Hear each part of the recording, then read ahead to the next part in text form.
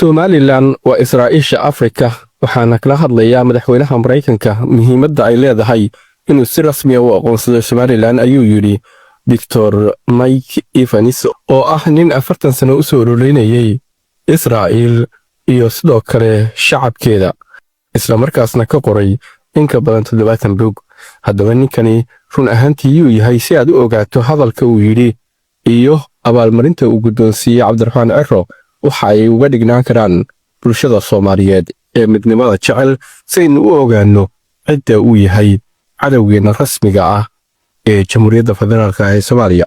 Faafahinta qodobkaas ayaan idin hayaa balse marka hore waxaan ku codsanayaa soo follow gareysaan page-keena Alan Karama si aad u heshaan xogihii ugu dambeeyay. Somaliland is the Israel of Africa, and we want Donald Trump to recognize your beloved country and realize in the same way Israel is the proxy deterring radical Islam in the Middle East, you are the proxy deterring radical Islam in Africa, right on the heart of the Gulf, the most strategic place possible. aan ku bilownay ninkan waxaa la yiraahdaa Dr. Mike Evans waxaana uu ka soo jeedaa dalka Mareykanka waxaana dhalay aabba caddaan Mareykan ah iyo sidoo kale hooyo Yahuudiyada isagoo 12 jir ah ayaana waxa uu la kulmay dhacdooyin markaasi aabihiis uu kula kici jiray hooyadiis oo Yahuudiyada ahayd maadaama uu Yahuudda iyo fikirkoodaba aad u nacba dhaqankii uu markaasi aabihii kula dhaqmayay hooyadiisii Yahuudiyada ahayd waxaana uu go'aansaday markii uu weynaaday oo uu noqday nin saxaafi qoraaya in uu markaasi difaaco Yahuudda isla markaasna uu Israa'iil taageero isagoo oo muddo 40 sano ah arrintaasi ka shaqeynayay isla markaasna aas-aasay madaxaf bixiya jaa'isada ama abaalmarintan la guddoonsiiyay madaxweynaha maamulka Somaliland ee la yiraahdo saaxiibka Sahyuuniyadda isla markaasna uu ku guddoomay magaalada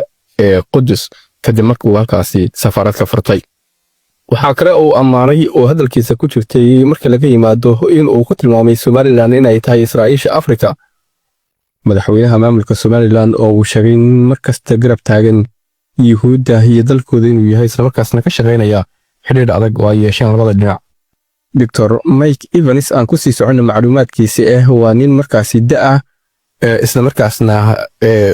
xaasla ah 4 carruur dhalay isla markaasna carruurtiisa ay carruur sii dhashay oo awoowe ah 40 sanadood ee ugu dambeeyayna ku bixiyay difaacista waxa uu ugu yeeray dalka iyo dadka Israa'iil isagoo sidoo kalena abaal marinaya markaasi dadka garab istaaga mashruuca Yahuudda iyo dowlad Israa'iil la yiraahdo oo markaasi Baytul Maqdis iyo dhulka barakaysan degta. ninkan Dr. Mike Evans la yiraahdo waa Sahyuuni Kristaan ah oo noloshiisa inta ugu badan ku bixiyay difaacista iyo sidoo kale garab istaaga Yahuudda isagoo u gudbay markaasi inuu abaal mariyo kuwa kale ee aan Yahuudda ahayn balse Yahuudda isgarab taaga iyo dowladooda Israa'iil. haddaba abaalmarintan uu guddoonsiiyay Cabdiraxmaan Ciro yaa la siiyaa waxa la siiyaa siyaasiyiinta diblomaasiyiinta iyo dadka caanka ah ee dunida kuwaasi oo sida ku xusan shuruudda markaasi lagu bixinayo abaalmarintan si geesinimo leh isu barbartaaga shacabka iyo sidoo kale dowladda Israa'iil isla markaasna ka dagaalama nacaybka Yahuudda. haddaba Cabdiraxmaan Ciro khaanadaas ayuu galay oo la geliyay isla markaasna waxa uu ka mid yahay dadka markaasi difaacaya Israa'iil oo awood leh isla markaasna degta bariga dhexe.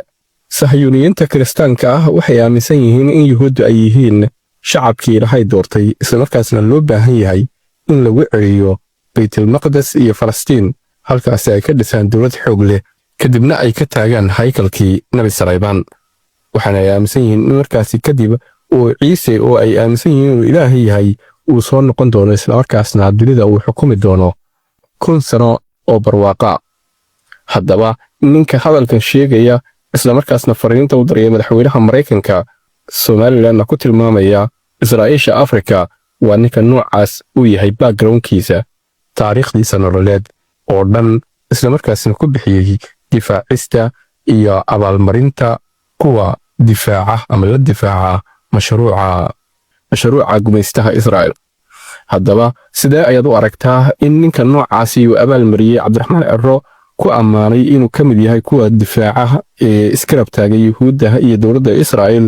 sidoo kalena uu ku ammaanayo inuu soo buuxiyey shuruudihii looga baahnaa in markaasi uu abaalmarintani helo